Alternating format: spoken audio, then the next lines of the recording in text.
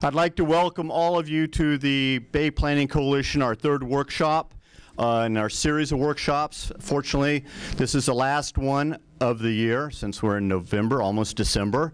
And in the last 3 months, we've had 2 other workshops. And our workshops are geared towards the members and non-members to provide education, information in a non-biased forum.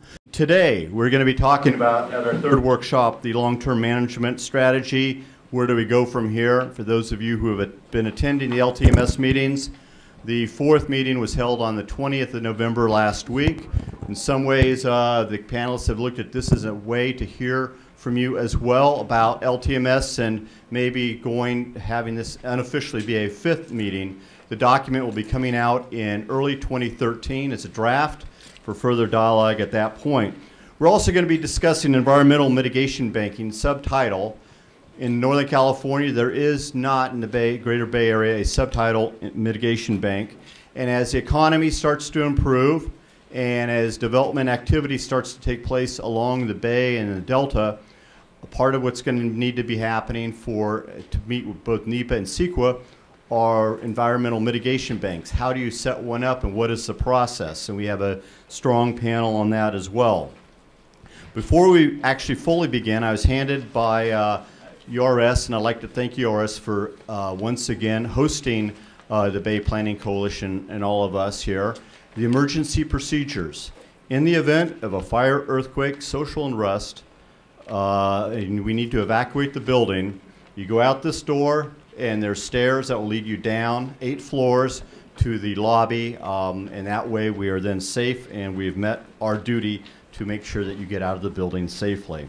Also, we're going to be having blue cards going out to the audience. These blue cards are question cards, so if you could fill them out.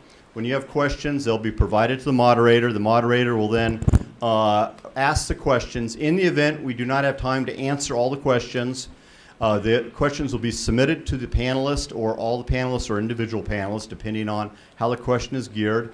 We'll ask them to complete the question. If they do, it will then be posted on our website. You also will notice that we're videotaping this. Thank you to Berkeley Media and their efforts. It will also be posted on our website for those who were not able to attend today. If you're not a member, we have the program flyers about Bay Planning Coalition. We look forward to your membership. Also, coming up on December 13th, we have our annual lunch. This will be our 29th annual lunch, and it's held at the St. Francis Yacht Club. And for those who have not gone in the past, it's a good opportunity to socialize with people in our industry and to be able to develop new contacts. We're fortunate. We're going to have one of our speakers up here today, Larry Goldsband, who's the Executive Officer of BCDC, and Zach Wasserman, who's the Chair of BCDC. They're going to be giving us their perspectives of the future of BCDC and where it's heading under the new regime of a new executive director after many years of Will Travis holding that position and Zach Wasserman as chair, what he sees happening with BCDC, and a lot is happening as well. Now I'd like to turn this over to Jim Fiedler, who is the president of the Bay Planning Coalition and with Santa Clara Valley Water District. Jim? Thank you, John. Welcome, everybody. Pleasure to be here with you. On behalf of the Board of Directors of the Bay Planning Coalition, I just want to extend our welcome to you and hope you find this workshop very informative and for each of you. When I think about LTMS, when I first joined Bay Planning a number of years ago, I scratched my head. What does LTMS stand for? The acronym that everybody wanted to use, learned it was obviously long-term management strategy for a very important topic of dredging and the disposal of dredged material and how vital that is to the progress of the ports and keeping the ports open for shipping.